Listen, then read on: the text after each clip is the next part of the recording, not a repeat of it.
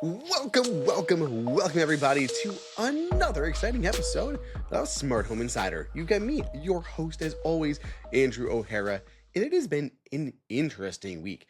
I feel like I talked about the last week a little bit, with each episode, but this one was particularly crazy because it wasn't about, family stuff and the usual ongoings.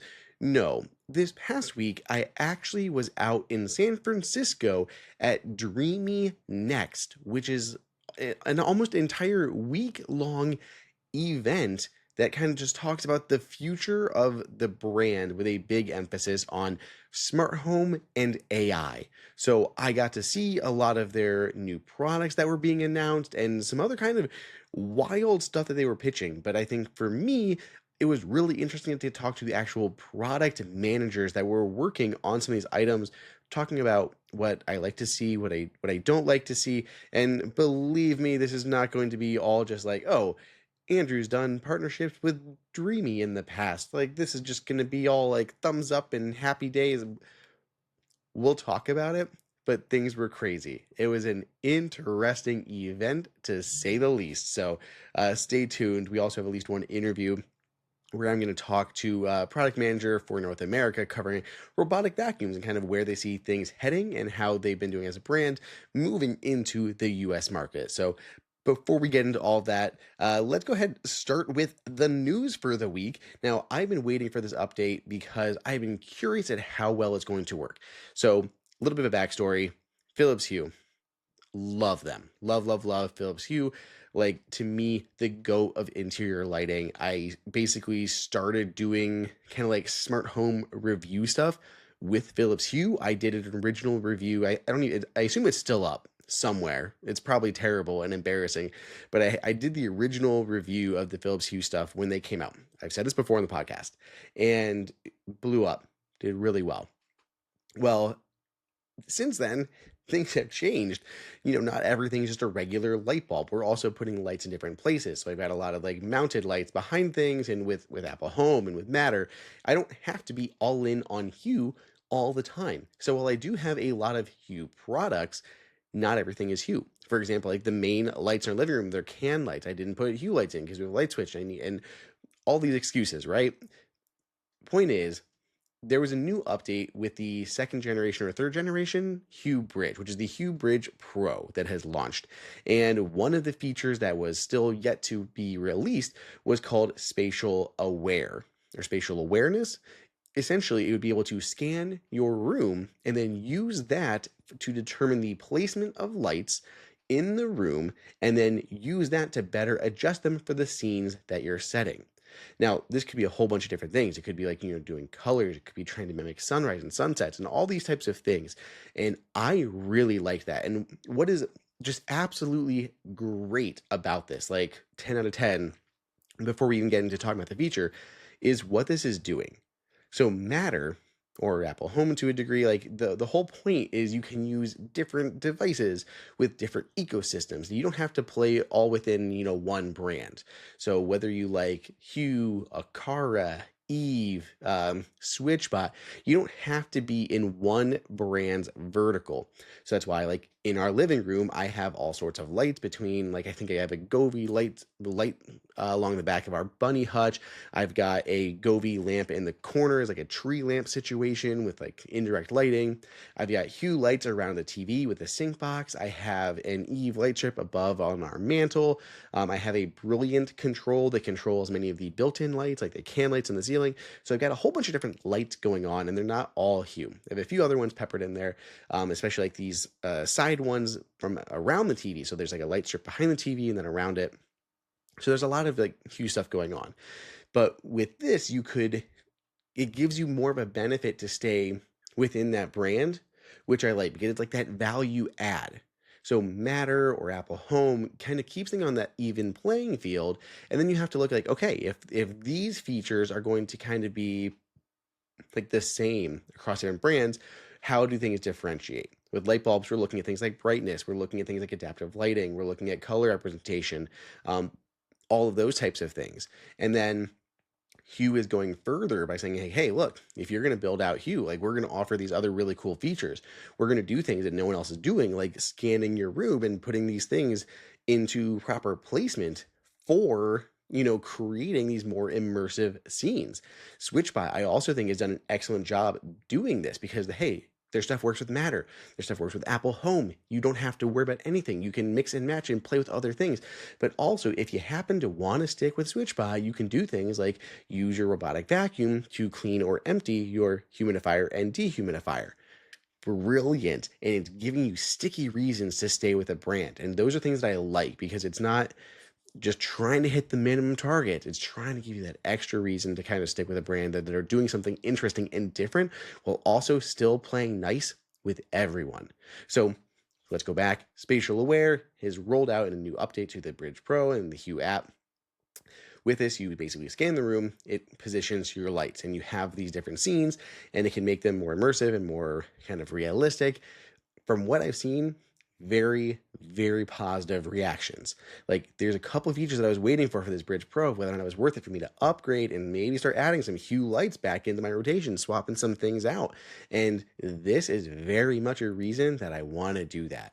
There's some scenes like that I want to use like adaptive lighting for that are kind of like my main lights on my mantle lighting, my surround lighting, that I kind of just like to have adjusting throughout the day. And I really like the idea of these like larger 24-hour scenes that can create something more immersive based on the placement of the lights and just doing it by scanning the room. I think it's really, really cool. The only downside I've seen from people talking about this so far is that it only works for rooms and not zones. But that seems like a simple fix that Philips Hue could roll out. Signify, I'm sure you're working on it. I've seen a lot of feedback on socials. So hopefully this is going to be a thing, but I'm pretty excited that this feature has finally rolled out. I think it is definitely something worth continuing on. If anybody tries this, please let me know what you think. You guys all know how to get in touch with me. Next, we have some news from Sonoff. So they are unveiling their new NSPanel Pro Gen 2. This is basically an in-wall panel, replaces 2 light switches, and gives you all these pieces of functionality. Like, it's a lot. It reminds me of a Brilliant panel, and in some ways I like it better. Others I like it a little bit less than, but it's still a really, really cool multifunction device. So this is a 2nd generation device. It does support Matter, dual relays, built-in home assistant support, which is super cool. But basically it is a display. So it's square because they replaced 2 switches in there, and it's a whole display. So you can see all sorts of things. It can act as a Matter bridge for you. It can also act as a Zigbee hub. Now, if you connect this through Matter, you can connect other third-party various Zigbee devices to this hub, and then those will be exposed to Matter and then into whatever ecosystem you're using, whether it is Home Assistant, Apple Home, Smart Things, Google Assistant, Amazon's A Word, all of those. So it is kind of cool to be able to do those types of things. We see that a lot with Akara. This thing I wish we would be seeing from the likes of Brilliant, and they have not done that yet. So that's a little bit of a downer for me. Now, my kind of biggest downside of this is the interface doesn't look great. Like, it definitely looks like a tablet interface that was ported over to a wall panel. Everything that I see like on the screens it feels kind of small and tiny. Then it looks like there's bits and pieces that are pulled from Apple Home, like the adjustments for the lighting. It looks like kind of Apple's yellow light switch for sliding the brightness up and down. But it's still a really cool kind of device. I mean, having the Zigbee 3.0 hub and a Matter hub built in there gives you a lot of functionality, especially that it is built in with Home Assistant that can also kind of give you extra features to it. They've got a light sensor built in. There's a proximity sensor, so it can change the display as you approach it. So it can show like the temperature and the weather. Then as you walk up to it, can change and show you your whatever buttons or things that you program on there. It has a 1.5 watt speaker, which is crazy. So you can do like voice interactions, notifications, timers, crazy things like that. So if you're doing things that are more, you want that feedback, you can do it through Apple Home or the shortcuts app with different things. You can do that through Home Assistant. So there's all sorts of different things that you can kind of get going with this. It's a just under 4-inch capacitive touchscreen, 480 by 480 for the resolution. It's kind of cool. Like, I really like this. I think it's neat, but it's not something that I'm probably gonna be swapping out right away. It is decently powered, quad core ARM Cortex A35 processor, 2 gigs of memory in here, 32 gigs of onboard storage. kind of nice. It also got 5 gigahertz Wi-Fi, which I'm very happy to see, not just 2.4. Smart home devices need to stop just supporting 2.4 gigahertz. Like, that's got to be gone. I also wish that it had Thread built in. Like, it feels like everything should be having that at this point, but it's pretty competitively priced. It's available through the Sonoff website. It's $117 in the US at least. Like, that is not bad. Like, for a smart relay switch like this that also acts as a hub and has the cool display going on, this could be a really, really good priced one to kind of swap out when you want that like more functionality from a light switch. You want that smart light switch. You want that whole screen experience that you can customize and do stuff with, but you don't want to pay as much as the brilliant switches are, because those get very pricey.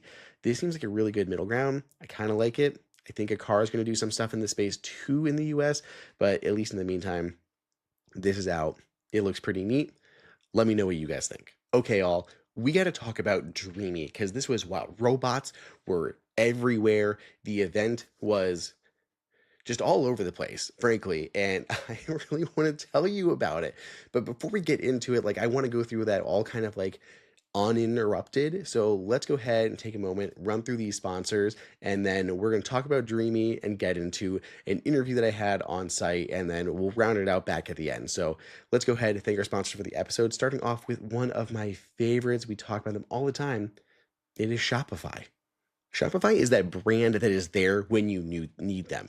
And it is whether or not you are on this side of the screen or that side of the screen, right? If you're starting off a new business, Shopify is that brand that's going to help you be successful in that. They're going to take the heavy lifting on the things that you don't know how to do. Usually when you start a business, you have your idea for a product, a service, something like that. You don't start a business like, well, I can definitely build websites, so I should start a business of offering some sort of gardening tool. Like, that's not a thing that happens. It goes the other way around. So you don't have to learn those things or even find people that do. You can get started with Shopify in an afternoon, have a website up and going without problems, and start selling right away. They help you with all the things that you need to do, like SEO optimization. They help you, or SEO, why do I have to say optimization twice? I don't need to. Helps you with SEO. It helps you with your images. It can actually punch them up for you and remove backgrounds using AI. Then it can go ahead and help you with all of your copy. It can read it for you, proofread it, make sure it sounds good, and make sure it's going to be enticing, or even just help you write it in general. It can help with all of that. And it has a really easy checkout process that's great at converting browsers into buyers.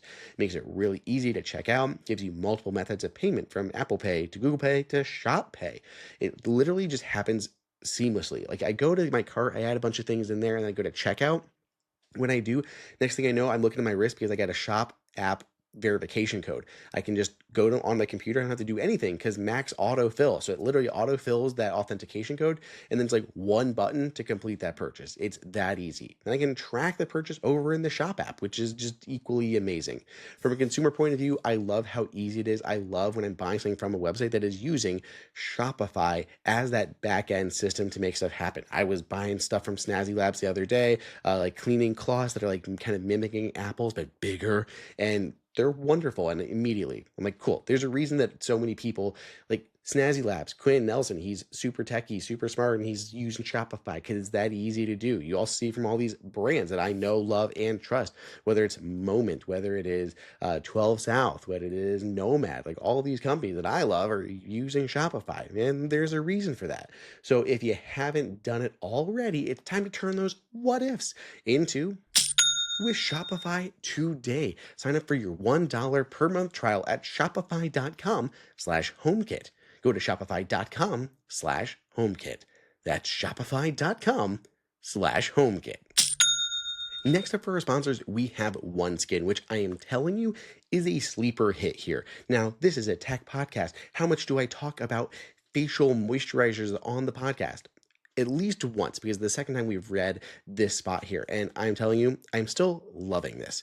And there's many reasons why. First off, I am trying to not like let my face get terribly destroyed by the sun, and I am outside quite a bit. My wife is perpetually worried about all sorts of things with her skin from being outside as much as she is, and she always takes good care of it. And I always wonder, like, I don't know what to do. There's way too many options. I feel like I need to be doing something for my face and for my skin, and I really don't know where to start because I don't know what is true and what is not true. And like in the beauty space, everything seems just to mix together. It's a whole bunch of words, and I don't know who to trust. What I love about OneSkin is everything there's a lot of like testing done. And everything's done testing, right? But they are showing a ton of studies that are proving what they're saying. And it feels very science backed and real versus some of the other brands that are just kind of talking about marketing terms. Like literally, when you're going to look at things like their OS1 face moisturizer, like sure, it tells you like what it does, which is boosting hydration, elasticity, barrier function, all of that. But then they're following it up with stats. I love stats. I love data. And that is what OneSkin is like showing me, which I am definitely vibing with. So like 96% of people who use the OS1 face moisturizer showed an improvement in firmness and radiance in their skin. It's also dermatologist tested, fragrance free, and safe for sensitive skin, which is also super important. You're not going to have any bad reactions to it. 87% showed reduction of fine lines and wrinkles, which is also super important for basically everybody. There's so many benefits to this kind of stuff that I just feel like it's really good to be doing, and I have been trying to do it for the last couple years, and OneSkin is definitely something that I am going to continue to be using. On top of that, I just love how the product works. It's this really cool little container that's actually reusable. So you get the container, you can use it, and then instead of having to buy a whole new bottle, like if you bought for yourself or for your partner any sort of like face moisturizer stuff, I swear you get a tablespoon of stuff in the inside, and then you get a whole baseball sized piece of plastic with a tiny little carrier in the middle for the actual product that you purchase. That is not the case with OneSkin. I feel like I'm getting what I'm getting, and it's a good value. I love the science. I love that it actually works. My skin feels better. I am a huge fan of this. So if whether for you, for somebody else, try it out and let me know what you think. Born from over a decade of longevity research, OneSkin's OS1 peptide is proven to target the visible signs of aging, helping you unlock your healthiest skin now and as you age. For a limited time, try OneSkin with 15% off using code HOMEKIT at oneskin.co/HOMEKIT. That's 15% off oneskin.co with code HOMEKIT. After you purchase, they'll ask you where you heard about them. Please, please, please support the show. Tell them I sent you. I'm always going to keep you guys guessing. We were talking about consumer-facing facial care, and now let's flip you on your head and talk about NordStellar, which is something that I am also equally passionate about. I have worked in the tech space basically my entire life, whether it is on this side, reporting on it and covering it and talking to people in the industry, to actually working in it. I was working in IT, I was working in digital marketing, I was working with those teams on deployments of apps and websites and all sorts of stuff. And the amount of times that I heard them complaining about worrying about data breaches, hacking, all that kind of stuff is kind of crazy. I also just see it now, like in this kind of tech space. Not only do I hear about it going on all the time, but I see it just like as I'm perusing social media. It's like I'm posting all this content everywhere, like on TikTok, on Insta, on YouTube, all of these places, and I'm seeing so many fake brands out there, whether they are doing things like trying to cyber squat, whether or not they're trying to impersonate brands, whether or not you have to worry about data breaches and other things that are going on that are clearly trying to target consumers to get into accounts, whether it is even just consumers or trying to target employees and then get into definitely things that you don't want them getting into. Well, NordStellar, it's a threat exposure management platform that detects cyber threats targeting your company and helps you take control before they escalate. Like that is the key. It is telling you about this stuff, helping you identify these things before it turns into the nasty problems that you do not want to deal with. I've been at work where these things happen and they're like everyone, it's like full court press. Everyone is there like staying through the night trying to get things under control and figure things out. And like those are things I just really wish could have been prevented from the beginning. And it's really cool to see products like NordStellar literally tapping into that. Plus, there's an add-on service for brand protection, which will help identify impersonation attempts across the web, socials, app stores, and other sources, and then can have them taken down on your behalf. How cool is that? Like, seriously, like the fact that some of these things are getting automated now is just wild. So this can be perfect for companies, for security officers or C-level managers. All that stuff can help reduce incident response costs because you don't have to pay to actually fix things. You can get things sorted out ahead of time and take actions before something happens. You can get real-time visibility. You can quantify risks and align your security with your business goals. You can communicate impact to the board with clear, actionable insights and protect executives and brand reputation from impersonation threats on the dark and surface web. Like, gotta cover both of them. You can't ignore the dark web these days, especially from a branding point of view. I love that it can help all those things. Like, we have talked about so many different tools on this podcast, and this is something that I am just so, my dad owns a company, and the amount of like fake emails he gets sent in, phishing emails and security and hacks that go on, it is absolutely wild and something that you need to stay on top of. So prevent your accounts from being taken over, prevent your sessions from being hijacked. Employee and consumer protections, we just talked about that for phishing emails and scams and all that stuff.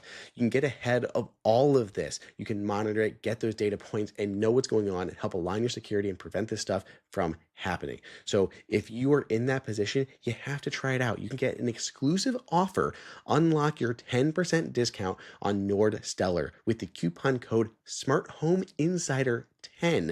That's Smart Home Insider 10, all one long word. Just mention it to NordStellar. You can get that 10% off discount. Definitely check it out. If you are in that position, I promise you, you don't want to be on the other side of it when things take a turn for the worse. Okay, let's talk about Dreame Next.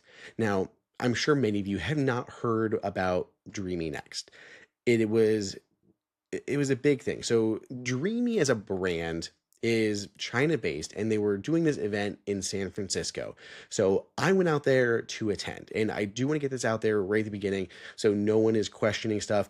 I have done sponsorships with Dreamy. I just did one literally a week ago on their X60 vacuum cleaners and comparing a couple different ones. So like, I have worked with Dreamy in the past, but I promise you, I'm going to tell you the good, the bad, and the everything in between. But I want to make sure you guys know that up front.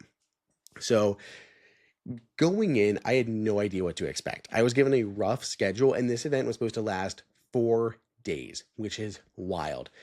This is irrelevant to the actual event, but when I was going into this, I had just come off of a bachelor party. I spent 2 days in French Lick celebrating one of my great friends, and I got home, said hello to my beautiful wife and my kids for like 2 hours before heading out to the airport. And I arrived in San Francisco. I got to the airport at like past 2 in the morning. It was like 2:35, 2:08. It was past 2 a.m.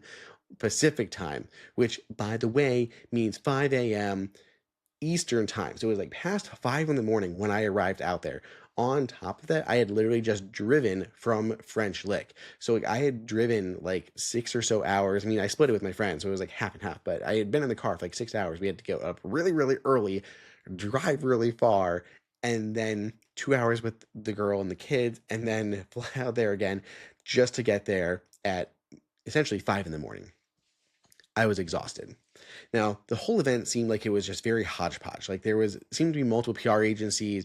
I wasn't sure. There was no like point of contact when I got there. The people who I had been speaking to, kind of arranging the event, were not there. So there was a whole group from Latin America that was at the hotel, and like they were going on shuttles or something. So I felt very confused even going into this on just what to expect, what this was going to be, how it was being put on. And that kind of confusion carried out. So once I got to Dreame Next, which was just a massive, massive building in downtown San Francisco, it wasn't the Moscone West Center. It was like the Palace for Fine Arts or something like that. And the entire inside had been like transformed. There was screens everywhere and just a crazy number of products. Now, I know Dreamy from the smart home space and like vacuum cleaners. Like, that is what I knew, but I knew they were kind of like spreading out and doing some more stuff. But I had no idea how much random things that Dreamy was supposed to be doing.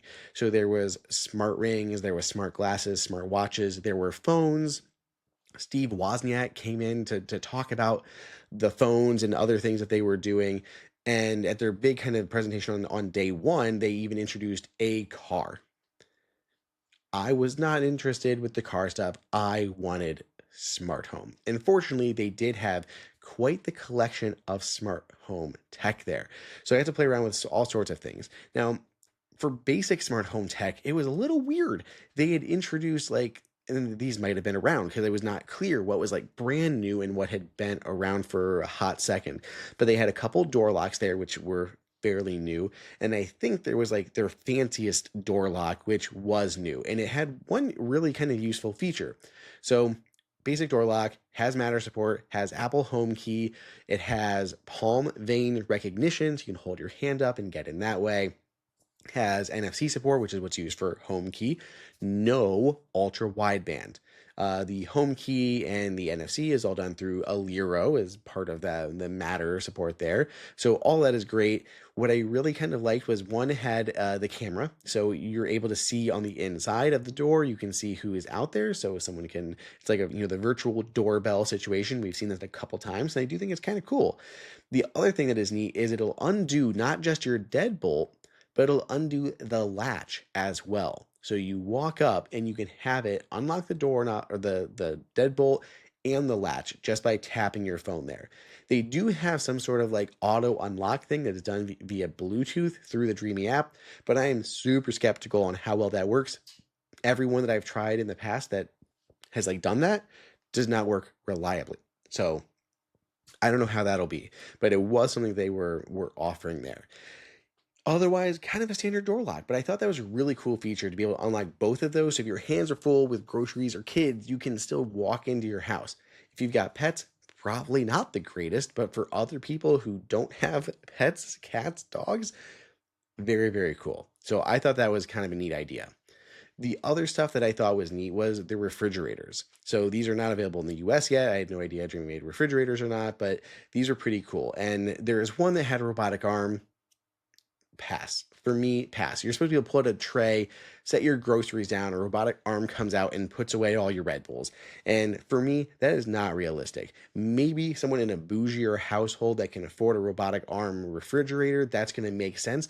But in a real fridge, in my experience, they're kind of packed. They're kind of full of a lot of things. You've got kids everywhere, stuff is stacked on top of each other, which makes like the AI food detection really, really hard to do. It also makes things like a robotic arm just not at all make sense. That's going to be one, take away some space from the inside of the fridge, and then two, I just don't think it's going to make sense. Like it's going to put things away where they go, which sure, in an ideal world, but you got leftovers or something, those are sliding right there on top, and then what you're going to do? It's something that I feel like is just way too gimmicky and just kind of an idea, but it is a thread that Dreamy continues to pull as we talk about some of the other products. The one thing I liked on the fridge side of things, two parts. One, French door bottoms, really cool. Like you could open up the freezer, which is like two mini French doors, and it's super, super organized. I hate our kind of like the chest freezer bottom on ours. It just gets full, and then you can't find things. You have to dig, and it doesn't close very well.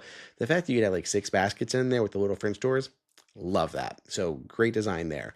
The other thing is the door has a fizzy water dispenser, right? So you can actually go in and get like sparkling water straight from the fridge. There's a CO2 container, will fill 60 liters of sparkling water. And they even say their next generation version is going to allow you to add flavoring. Of course, as somebody who is basically addicted to Coke Zero or Diet Coke or Coke, like I would love to know if I could buy just like Coke Zero syrup from Restaurant Supply and put that in some way.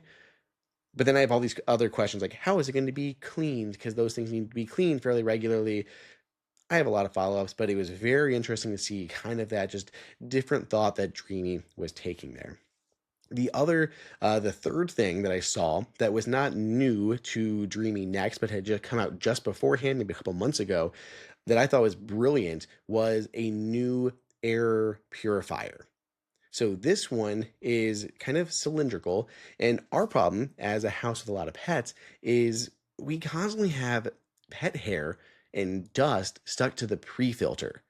With most air purifiers, you have a pre-filter around the outside, and then there's an actual filter, like a HEPA filter, carbon filter, all that on the inside. Now, usually you have to kind of like wash that. So like the one I have now, like the bluey or the blue, I can't remember which model it is, but it's fantastic. It works really, really well. And I like that you have like customizable pre-filters, but I got to take it off and wash it pretty regularly. And then you still have to replace the internal filter probably every 3 to 6 months, depending on the model that you have. What Dreamy did that was unique was it actually rotates. there is an arm or a kind of a blade, I don't know what you want to call it, but a motor thing that rotates all the way around the body of the air purifier, and it cleans the pre-filter, and it grabs all that dust and pet hair and it puts it into a chamber that you can just grab and scoop out and throw away. That means that you don't ever have to wash or clean your pre-filter. And then two, the internal filter is able to stay so clean that it'll last like 2 to 3 years. Wild. Love, love, love this thing. Brilliant idea. I have to buy one. The top of it is flat. There's kind of like a soft Alcantara-like material on there. You can also swap the top out for one that has a pet scale, but the idea is for either of them, a cat could sit on top. We've seen that with others like SwitchBot. I think it's a good idea.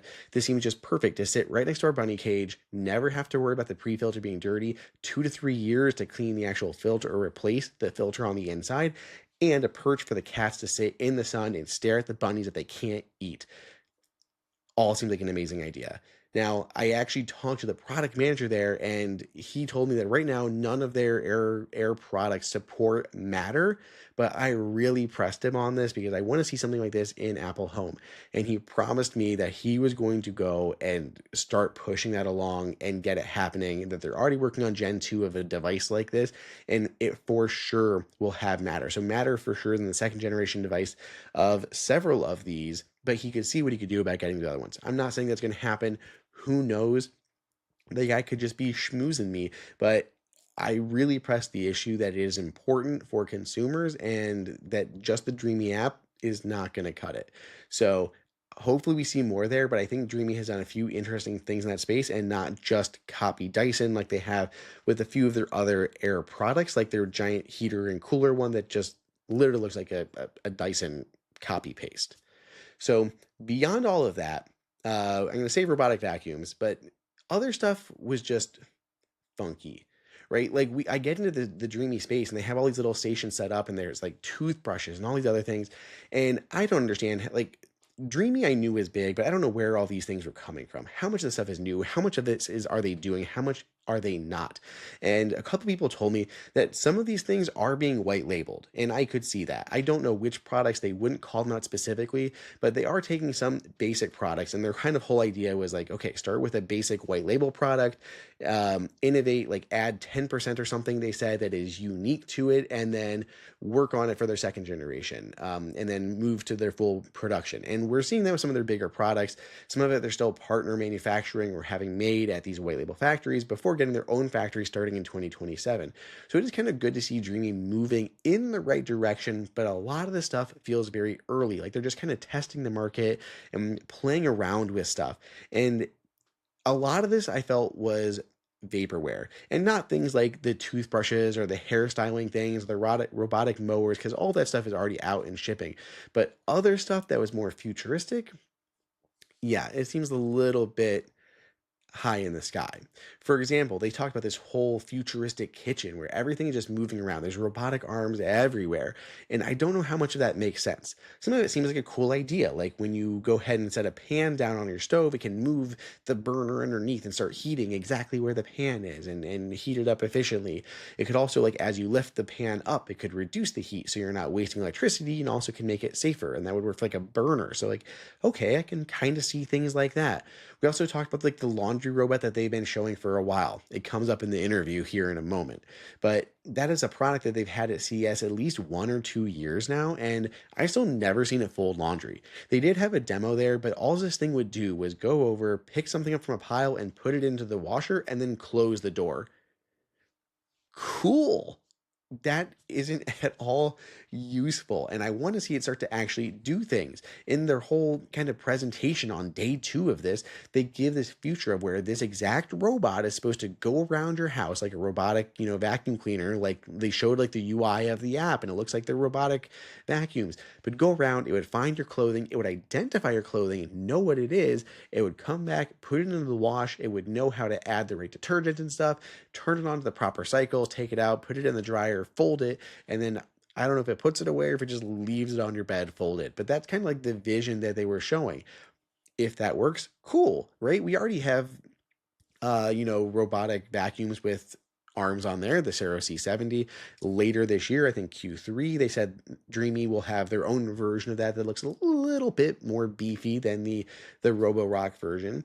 But we already have, robotic vacuums with arms on them. Dreamy also makes washers and dryers, right? So it can already communicate there. It can already do those settings. They showed futuristic versions of those that had like specific areas for shoes, for baby clothes, for undergarments. And a lot of that is still just like, well, why? Like, I get it. Shoes in the wash doesn't, yeah, you don't want that kind of germ and cross contamination. Same thing with baby clothes. Maybe not want to wash your baby clothes with your underwear. But how often are these things happening? I mean, once you're out of baby clothes, do you need a whole dedicated washer that has a small washer just for your baby clothes? I don't know. Maybe if you have the money to spend, something that niche makes sense. And then after you no longer have a baby, you can just get a new one without that, perhaps. But a lot of this just seemed very futuristic and not realistic. A lot of these are just pipe dream things I don't know that we're going to see. I did press on the laundry robot. They said maybe at CES 2027 we'll see it folding some laundry, but I'm telling you, even if it is folding laundry, that's going to be at least minimum a year before something like that would even ship. They did show a version of their robotic lawnmower too that had an arm, and that arm could possibly go and do things in the yard for you, like picking fruit or picking up things and putting them away. And also, interesting concepts. We're going to have to see how stuff like that plays out. But it feels like Dreamy is really, really leaning into robotic arms and AI in everything they do. Their new versions of washer and dryers are supposed to be able to use AI to detect things and then make changes to the washing based on that, which is kind of something they've already been doing, but now we're putting that AI label on it to be cool. Same thing with a dishwasher. It can detect how dirty the water is. Many of them already do that, but Dreamy is going to call it AI, which it is. But there's also a robotic arm that can find the dirt on your dishes and then spray it with water. So I guess we got robotic arms there too. So it's an interesting idea, but from Dreamy, it's very cool concepts for a lot of this stuff, but it still seems years away. But robotic arms and AI are the two big trends that Dreamy just really wanted to lean into with this, at least the stuff that I kind of was interested in. Now, again, they have a lot of cool ideas that I think will pan out sooner rather than later. There's a new AC unit that actually has like dual climate zones, and there's like kind of arms that will move out to really adjust the airflow in the room. And that really, really cool idea. I love that. But we're going to have to see how all of that just shakes out over time. So it was cool to see, cool to talk to a lot of these people, which brings us to the robotic vacuums, because that was one interview. I did a few interviews, but the one interview that I want to play for you guys here to hear them talk about them and how they've kind of come to the US market. They grew really fast in Europe before coming to the US, and they've been kind of growing ever since. And they have a new line. They talk about how they start with like their X series and then they move it down to the L series. So with Dreame Next, they introduce like a new L series line of robots that have a lot of features from the X series that they brought down into a slightly more manageable price point and slightly smaller form factors, and taking out some of the features to get them there. Cool stuff. I like it. We're going to have to see. I also saw another version. I swear I'm not trying to talk about robotic arms the whole time, but another version of the robots that's coming out later this year that has a double jointed arm for both the mop and the dust collector. So the idea is it can actually stick it underneath your furniture. And that I thought was pretty cool. So it can go like twice as far as a normal one can. It can just really stick it under there and get under edges. And that was really cool. And that is something that will be shipping. So here, let's talk about the interview, then I'll round this whole thing up. Okay, so here I am. I'm literally at Dreame Next. Joining me, I have Shu, who is the general manager of the North America region, right? Exactly. For Dreamy. So thank you for hanging out. It's been like there's been a ton of things announced from like we were just talking before recording, smart rings, talking about fancy laundry, robots, all this kind of stuff. Specifically here, I'm going to grill you. We're going to talk robotic vacuums, which is quite a big category. I mean, that's kind of that. Was that where you guys started? Was specifically in robotic vacuums? Exactly. Like we are a super young company. We founded in 2017. Then we started to work on like overseas market in 2019. And robot vacuum cleaner is one of our key products we started with. We started in Europe first. In 2023, we switched our focus to American like a region, since we have 40-50% market share already in the Europe. After we switched to US, still like our main categories are robot vacuum cleaners, stick vacuum cleaners, wet and dry, personal care, and now we extend to more categories now. That's why we have like a 4 days launch event. We just have too many things to announce in that way. Yeah, I know. It was like there was like 2 hours, I'm pretty sure, just on talking about vacuums this afternoon. Yeah. So what is kind of specifically, because there's a wide variety of things, because there was vacuums that launched at CES, like the X60 series, right? And then we had ones that were like shown at CES that have not launched yet, like the one with the robotic arm. And then did you have more that you were announcing here at this event? Yes, actually for us, it's like two big series we have for robot vacuum cleaner. One is for X, one is for L. X is more like we test out the most advanced technology, and after it becomes mature, we get enough data, we complete the algorithm and complete the technology, move it to L series. So the price segment is different. X is like true flagship, L series is more premium. So in that we have two series. X series usually we released during CS time every Q1. And after that, we released L series just like recently, like for this event too, in Q2. So, and by the end of the year, we might have a small upgrade for X series too. So that's our rhythm for the whole year. So that's the difference, I would say. How do you, we talk about this like on the podcast a lot, but I want to hear your kind of perspective. How do you deal with so many models? Because on one hand, it's not only the number of SKUs that you have, but then the frequency with which they're iterated is crazy. I mean, when someone's shopping for a vacuum cleaner, it's hard to tell like, okay, do I buy a last gen one discounted? Do I buy the current ones? And then is it going to be a month until a new one comes out? So how do you manage so many? And how do you feel like, how do you try to convey that to the consumer? Because it's a lot of stuff to kind of keep track of. Yes, we need to admit that yes, we do have a lot of SKUs, and thanks to my team, they're like handling this like really professional. I think the main logic is like we try to simplify it into different series to have like a pretty clear series story that customer can understand what we are selling. For example, right now we have our rotary mop. That's our like main technology for the last 5 years. So it will have like, for the rotary mop, we'll have an X series, express level rotary mop, L series rotary mop, and that one is also divided by the stations too. I'm not gonna go through all the details here, but for the stations, we can have water tank inside there plus dust bag. So that's, you don't need to do anything. You can do the dust suction of the dust and also the mopping at the same time. But we also have stations that only have the dust bag. So in that way, it will be more price efficiency. So that's how we explain to the customer, like, this is what you want to buy based on your requirement. This is what you want to buy based on your requirement. So make it simpler for the customers too.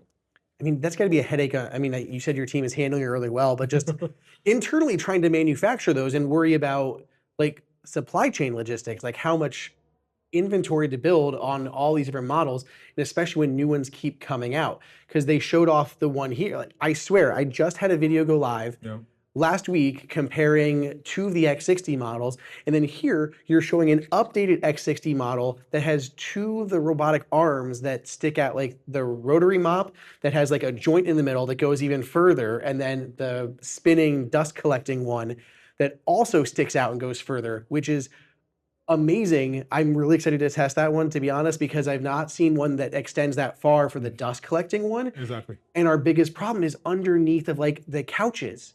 So to have that dust collecting one sticking under the couches and sweeping around and pulling out those dust bunnies that collect looks pretty good. So we are like really innovative team. Like 70% of our like full employees are R&D people. So coming up with ideas like fast, just like that. So and they put into the market like really fast after testing it.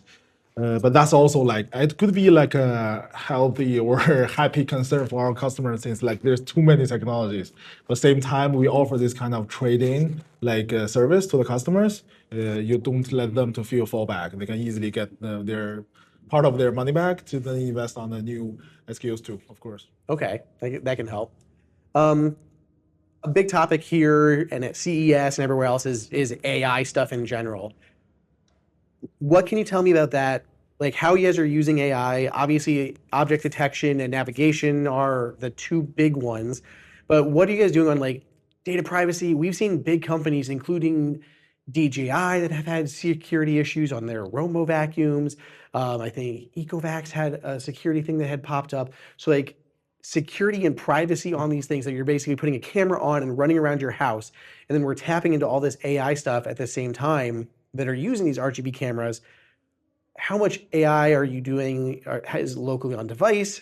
Are people able to use these without internet? Like, what are your kind of like privacy things here, and how are those tying into AI? Totally. Actually, from my private point of view, AI has been here for like 10 years already. That's true. They're just rebranding it now exactly as AI. Yes, all the things like your robotic vacuum cleaner is doing, how the judgment is doing, is based on all the data it collect. Not starting from like last year, but like 10 years ago. Yeah. Of course, like data security is so important to us. So we have like a really strong like data security team, lawyer team, financial team, every team like working on that. And at the same time, all the photos, videos are only accessible to the customer themselves. For us, even if we repair the product, we can only see some logs or how it moves, what kind of stuff is like sensed. So that part will be like totally no need to worry about. I know like it's kind of like a sensitive every time we talk about like data privacy, but we are open or we are totally transparent on that part. So that's something like we make sure we are ready before we even enter the US market. So I know it's come because not only is it just on the consumer point of view, but they keep talking about it from larger and larger, like DJI specifically, they can't sell half their stuff in the US. There was the whole ban across routers because they're worried about them being produced outside of the US. Are you worried about any sort of regulation like that coming for vacuum cleaners? I would say no, because right now we have like super international factories. It's not from China only anymore. Like we have factories in Vietnam, we have factories in Romania. We're also looking for local factories even in the US. So I think that will also like help remove all the kind of concerns from the customers too. So okay. What about Matter? Dreamy has been around for at least a few years now. We, as far as like the podcast and everything, we've not really talked about Dreamy much until the past year, maybe, because you guys had put off adopting Matter. Others, Roborock, Ecovacs, a few of them were very quick to adopt Matter.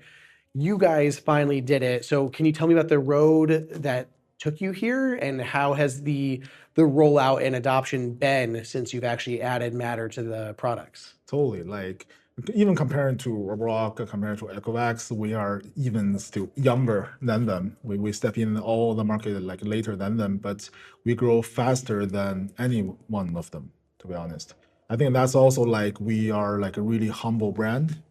Same time, we respect the market so much. We try to learn the market culture before we even enter, like such as like US. We didn't even dare to come to US before 2023, since like we think we are not like mature enough. But after we get the red SKU, we get the red team, then we step in.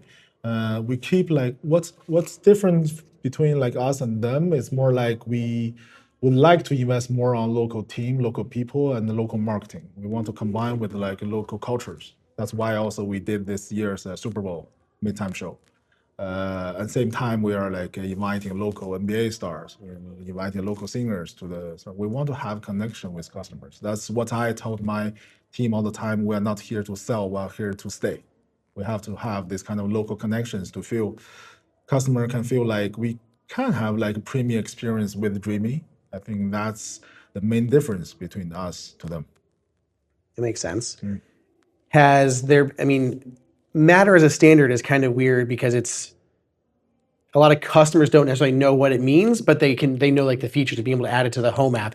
Has the reception to that been good since you've rolled it out? Yes, because before all, I would say tech brand or Chinese brand, we focused on how the number is. Like, is the pass got 10K or 20K or 30K? But we are finding a way to translate more or less that to a customer experience. Like, what is this increase from 20K to 30K that will make a difference to your like daily use? So we add more kind of scenarios, kind of stories, videos to let the customer to show how this KSP gonna affect on your daily use. If you have that kind of need, they could be the right model for you. We're not forcing you to buy all the like full package thing. We have each separate functions into different models. You can pick your own. It's like a customized like solution for your daily use. True. I know this is not, it's weird how your stuff can possibly overlap here. So this is outside of specifically robotic vacuums, but I was watching a little bit of the demo. Yeah. I think they had it at CES too, but your laundry robot. Like they showed when it was up on stage, they showed it like in the app and it looked exactly like the vacuum cleaner. It's with like the map knowing your household and stuff like that. Yeah. And based on the videos, it's supposed to be able to roam around your house, find your clothing, then bring it back to your washing machine. It knows what the clothing is, so it knows the settings for the washing machine to put it in, wash it, dry it, and then afterward fold it. How close is that to actually becoming a reality? Because so far we've only seen videos and models of that. They had it out there in the show floor right now where it was able to pick up clothing and put them into the washer and then close the door. But that seems pretty basic. So how close are you planning on for that to be a real product? And again, I know it's outside of the robotic vacuums, but it looks very similar. It literally, it looks like a robot vacuum kind of base, but bulkier with a big articulating arm on top. True. So I don't know how those kind of divisions sync up in terms of like how they work together between laundry and RoboVacs, but is that kind of, and why doesn't it vacuum at the same time? It could do that, but is that going to be a real thing, or is that just going to be a tech demo for a few years? It could be like a different way of trying. I don't know. Have you seen at the booth? We also have like a robot vacuum cleaner with a mechanical arm on the top, robotic arm on the top. I think it's all depend on the height, how you want your product to be at. Because robot vacuum cleaner is like pretty low. True. So that's why it's only like doing cleaning of the floor. At the same time, if you want him to like reach higher, for example, pick up some stuff.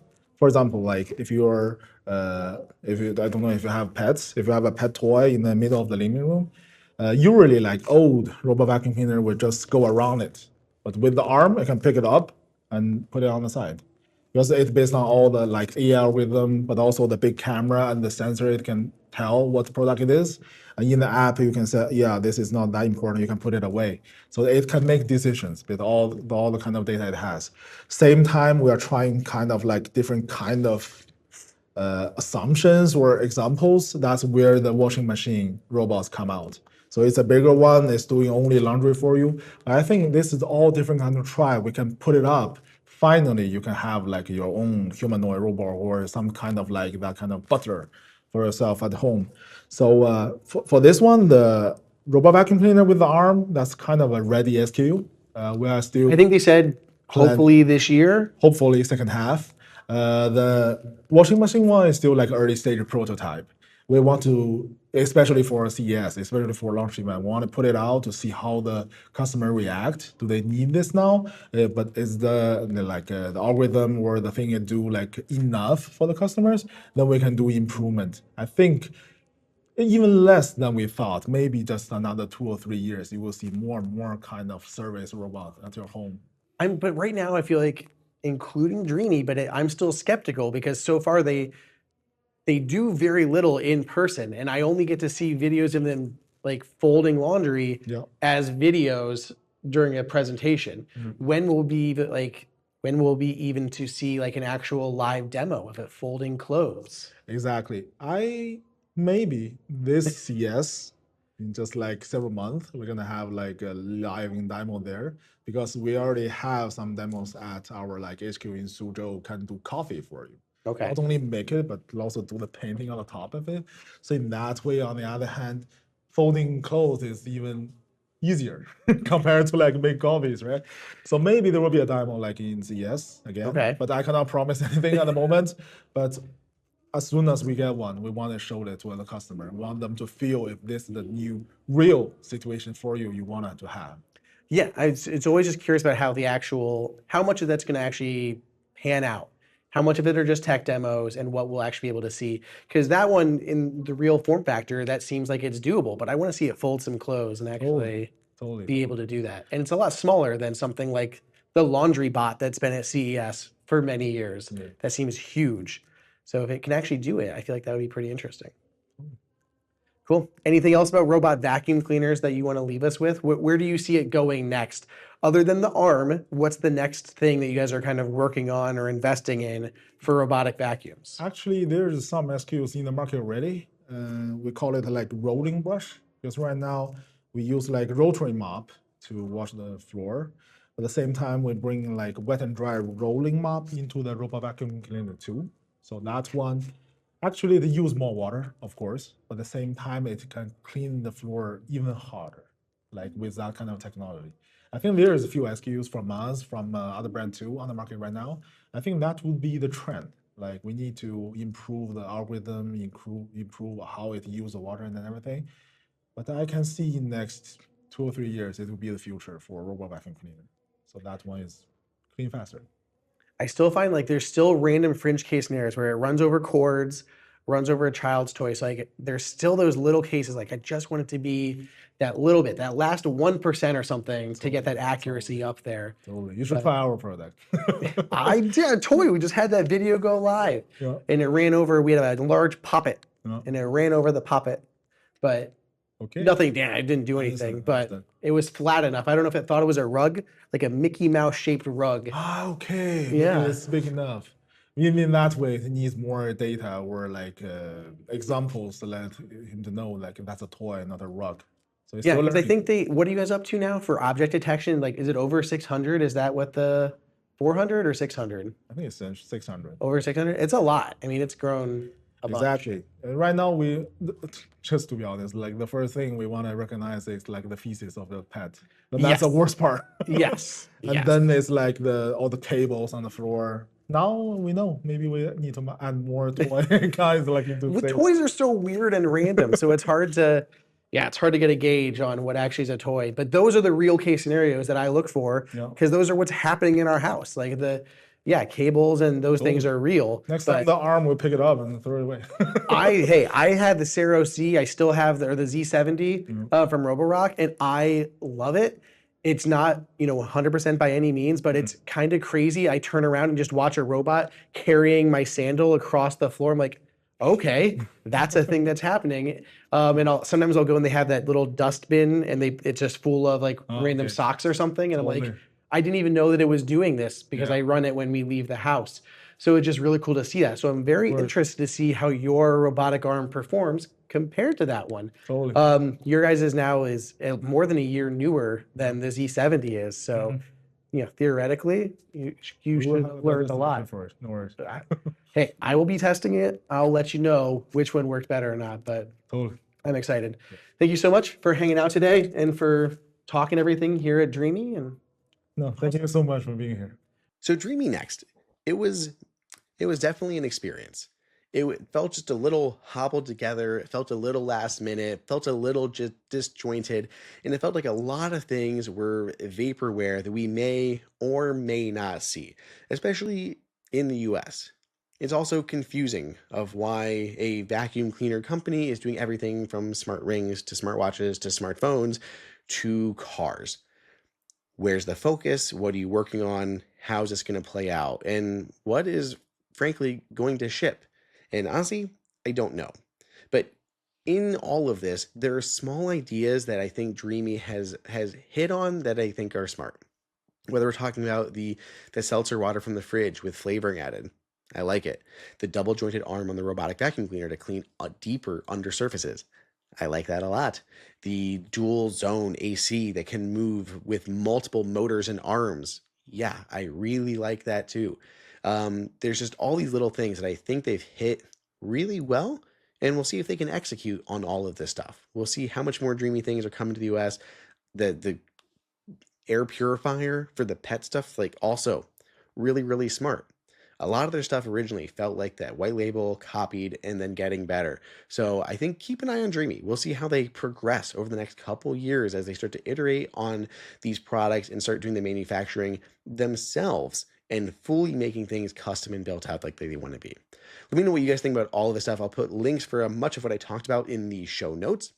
If you have questions, you can let me know at andrew@appleinsider.com or find me on all of the socials, usually Andrew_OSU on Twitter and Threads and most of those. I think Threads might be Andrew OSU 941. I don't know. You guys will find me. You guys know how to do it. You guys are great. You can also watch the video version of this over at youtube.com/HomeKitInsider. Yes, still the old name for the YouTube channel. So youtube.com/HomeKitInsider. You can drop questions there as well. Otherwise, please give the podcast a 5, 10, 100-star rating on your podcast player of choice. And I'll see you all in the next episode.